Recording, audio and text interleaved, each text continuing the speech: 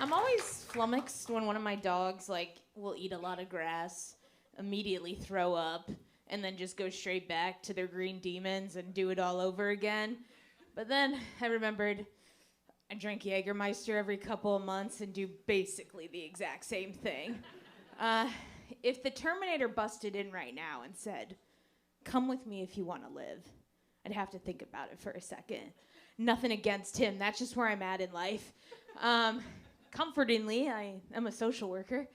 Got into it for the money, Avi.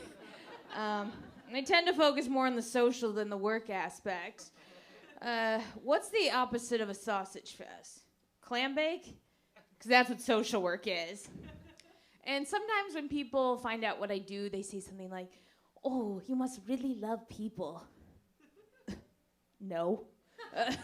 I'm a social worker, not a golden retriever. And for those of you that do love people, become a case manager.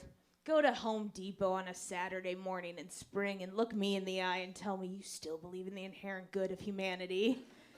I was laid off somewhat recently. Surprisingly, it wasn't for my abysmal attitude.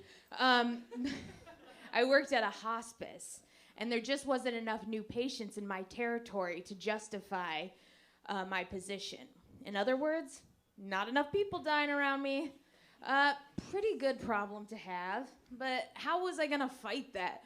Like, beg my bosses, like, "Give me 6 more months. I will raise the mortality rate in Madison if it's the last thing I do."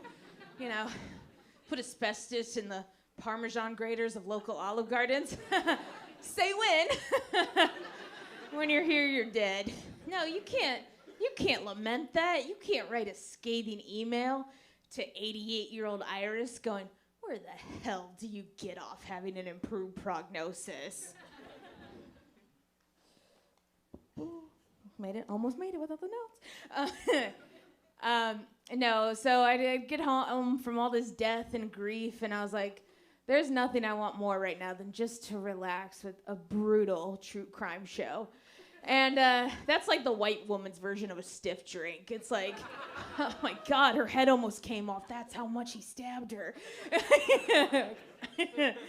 But what gets me about these shows sometimes is, they're like, he was killed execution style. Like, I think if you're shooting someone from the skull into the skull, you've got an end game in mind, and you're not just like, I just want to give him a little love tap. And then imbibing too much true crime can have effects in different ways as well. Like, for example, I am always checking behind me when I get in my car to make sure no one's just, waiting to pounce, which is fucking crazy because I barely look behind me when I'm merging on an 8-lane highway. Thank you guys so much. Have a wonderful night.